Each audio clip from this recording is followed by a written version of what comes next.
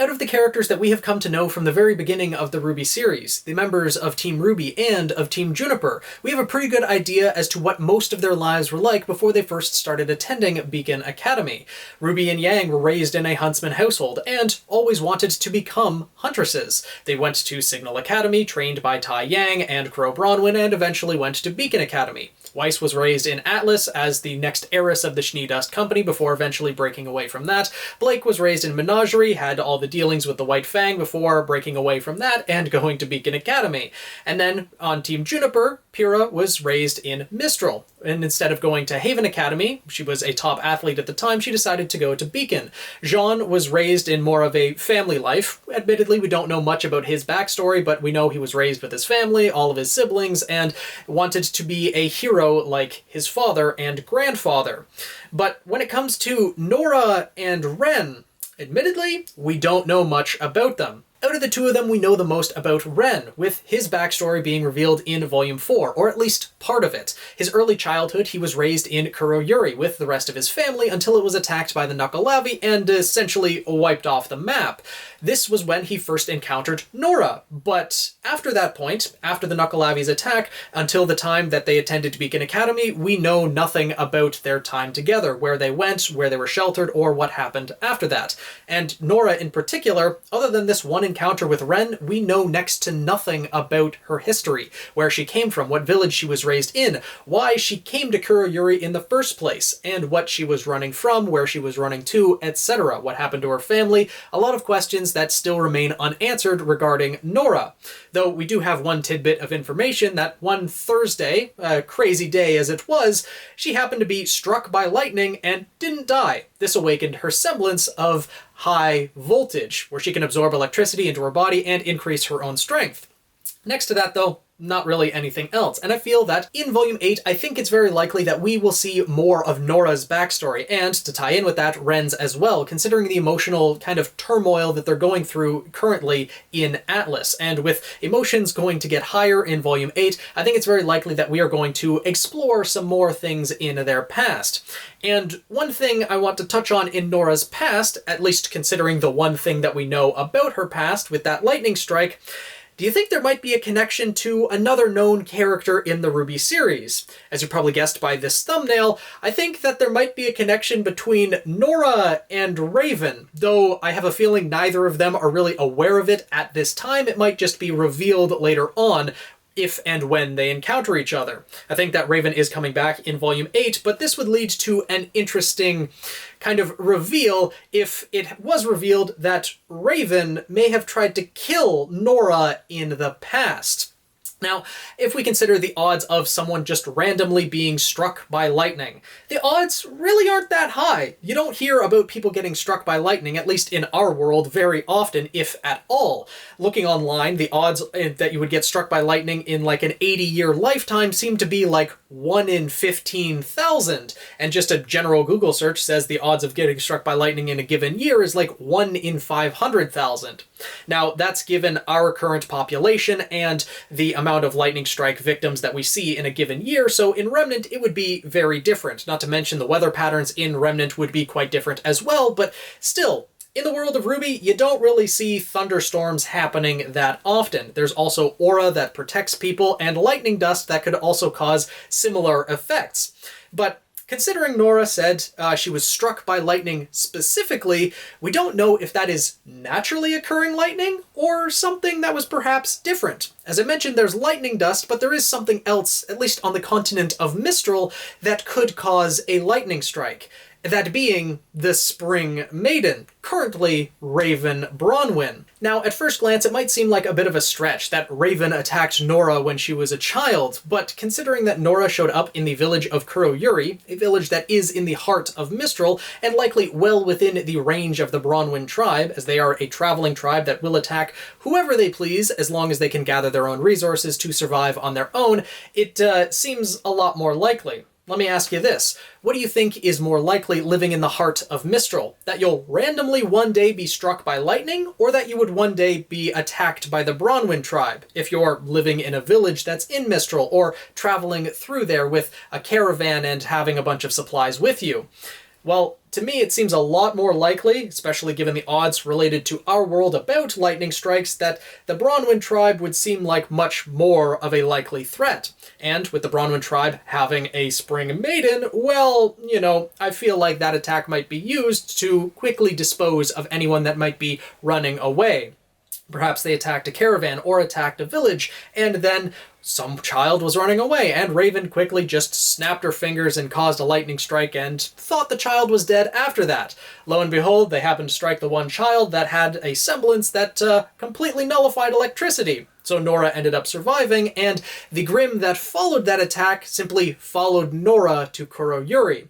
There have been many theories in the past about Nora having a connection to the Nukkalavi, but I don't think that's actually the case. I don't think Nora in particular has a connection to the Nukkalavi, though I think that the Branwen tribe may have used the Nukkalavi to their own advantage. As we saw with the village of Shion, well, the Branwen tribe attacked and easily overwhelmed anyone that was there. We heard from the injured huntsman that they were attacked by bandits, and then the Grimm followed, that being the Nukkalavi. We saw the hoofprint on the ground, clearly indicating that the Nukkalavi was there, and foreshadowing the events to come later in Volume 4, but still, the Branwen tribe were luring the Nukkalavi there to leave everyone for dead, and then took the supplies and went on their merry way. We know that the Nukkalavi also likely wiped out the village of Oniyuri, as implied by Ren, and, of course, the Nukkalavi itself wiped out the village of Kuroyuri. Though the Branwen tribe, in theory, didn't have any connection to Kuroyuri, they might have attacked a neighboring village or a caravan that was nearby. An easy target that they found lured the Nukkalavi there to take care of any stragglers and survivors, and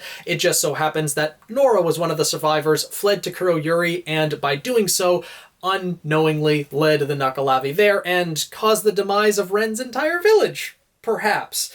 This is just one theory I'm operating on, and would be an interesting way for things to come about in Volume 8, or perhaps even further on if Nora and Raven actually have this connection, because we haven't seen Raven interact with anyone really other than Yang, Crow, and Weiss thus far. And really only Weiss because, a Schnee will take the Schnee prisoner. But it will be really interesting to see how everyone interacts, and if there is any previous history with Nora or even Ren, because we don't know what the gap is between the attack on Kuroyuri and starting at Beacon Academy. Maybe there were other attacks that they heard about from the Branwen tribe, or there's some knowledge that they would have. Perhaps Nora and Ren would have some anger towards Raven or something like that.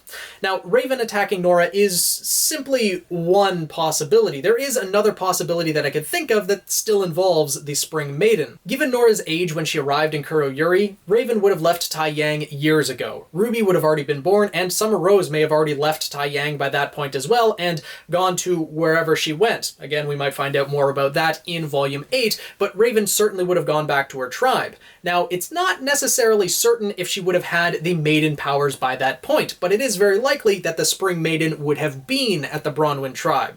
So there is another scenario that instead of Raven attacking Nora, maybe this was one of the first raids that Raven took the past or previous Spring Maiden on, and the Spring Maiden maybe lost control of her powers, maybe started throwing lightning strikes out randomly, and as Raven had said in the past, she was weak. She didn't know how to properly use her powers, and maybe she was overusing them or doing something of that nature.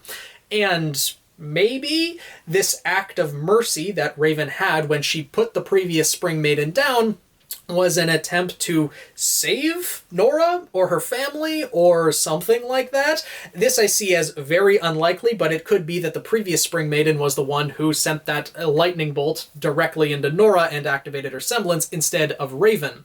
And then perhaps Raven put her down at that point because she didn't want her using the Maiden powers haphazardly and draw more attention to the Branwen tribe than was needed, and so Raven put her down at that point. That could be another scenario as well. But even if that was the case and Raven did try to save Nora by killing the previous Spring Maiden, I don't really think that redeems Raven in any way, shape, or form, because we see the village of Shion as one example where Raven left the entire village to die to the Grimm. And it's also questionable as to how many of those people did Raven and the rest of the Branwen tribe kill themselves before the Nukkalavi arrived. So either way, Raven has done some pretty despicable things in the past, but attacking Nora may just be one of the many on the list. And if that encounter did actually happen, it's very likely that Nora probably doesn't remember who exactly it was that struck her with lightning. The fact that she just thinks, oh, she was randomly struck by lightning could mean, of course, that she was just struck by lightning and this entire theory video is just a random crack theory.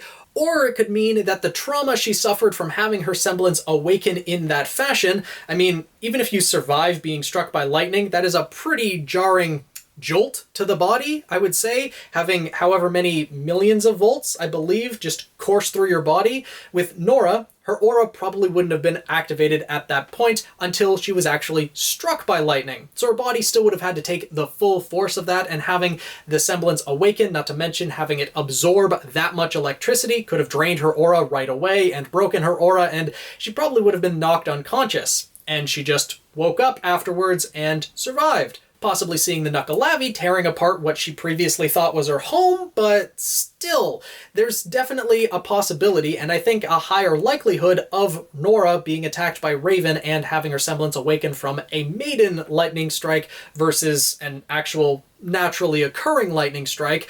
So this is something I'm going to be on the lookout for when Raven returns. I think she's going to return in Volume 8 and going to have some interesting interactions with the current members of our ensemble of characters. Oscar and Ozpin for one, Crow Branwen as well, her brother, and now the members of Team Juniper and Team RWBY, because she hasn't met most of them. I don't think RWBY would be able to recognize Raven as, well, except for the bird that yelled at her when she was a child, at least according to the RWBY comics, but still, there's a lot of interesting interactions that could potentially happen. Maybe there will be a moment of recognition between Nora and Ren when they see Raven for the first time, or perhaps her grim mask, or something of that nature. And if it did end up happening that Raven attacked Nora or tried to kill her when she was a child, that would hit a lot more personal to Yang, for one, as well as the other members of Team RWBY, Team Juniper, etc., that Yang's mom tried to kill Nora. We already saw Yang's reaction when she found out that Raven simply killed the previous Spring Maiden, and that made her angry at her mother, like, how could you do this? Not mentioning, though, that she killed all of the people in Xi'an, or at least left them to die, not to mention however many other people she killed along the way in her over a decade as the leader of the Branwen tribe. So Raven's committed a lot of atrocities, as I said before, and Yang is not really aware of much of it, and this would certainly bring up to the forefront more of the things that she's done. Perhaps Raven would make a turnaround, try to make amends for her actions, but moving forward into the RWBY series, I'm curious to see where her path is going to lead, and how the interactions are going to unfold with different characters. So, after all of my rambling, let me know what your thoughts are down in the comments below. Do you think that there might be a connection between Raven and Nora, that it was actually Raven's attack, where she brought down a lightning strike, as we've seen her do in the past in the RWBY series, that was actually what awakened Nora's semblance? Or do you think that I'm just full of hot air and that it was just a natural lightning strike that awoken Nora's semblance? I think it would be very interesting to add in that little connection there, even if it doesn't amount to much in the RWBY series overall. I think it would be a neat little thing to add in. Do you have any other ideas as to what Nora's backstory could be before she got to Kuroyuri, where she came from, where Ren and Nora went after fleeing Kuroyuri and fleeing the Knuckleavi? Where did they go to seek shelter? Where did they go after that? Etc. There's a lot that we don't know, and hopefully we will find out a lot more in Volume 8 that premieres in only 2 days. So let me know your thoughts, and make sure to subscribe to the channel if you guys want to see more theory videos and more Volume 8 videos moving forward. Join the Guild of the Eternal Flame, tweet me at Phoenix Knight 7, and I'll see you guys in the next video.